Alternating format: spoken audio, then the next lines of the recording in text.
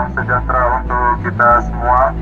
Kami dari Satuan Lalu Lintas Polres Pohuwatu, Polda Gorontalo menghimbau kepada bapak-bapak, ibu-ibu, saudara sekalian agar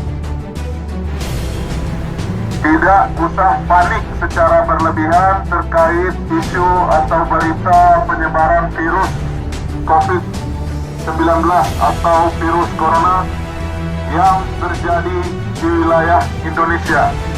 Kebiasaan mengulung-ulung oleh Sabani. Rajin berolahraga, berjemur sinar matahari, dan istirahat yang cukup. Mengkonsumsi atau mencantap makanan dan minuman yang sehat. Hindari kontak langsung dan berjabat tangan. Di rumah saja lebih baik apabila tidak ada kegiatan. Keenam, apabila mengalami gejala flu, batuk, demam, sesak napas, segera lakukan pemeriksaan ke dokter atau puskesmas terdekat.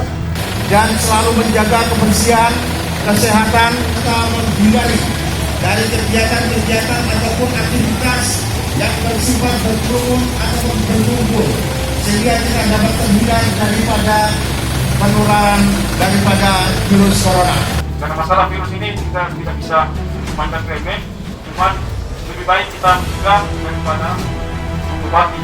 Agar Provinsi Gorontalo ini tidak terimbas dengan penyebaran COVID-19.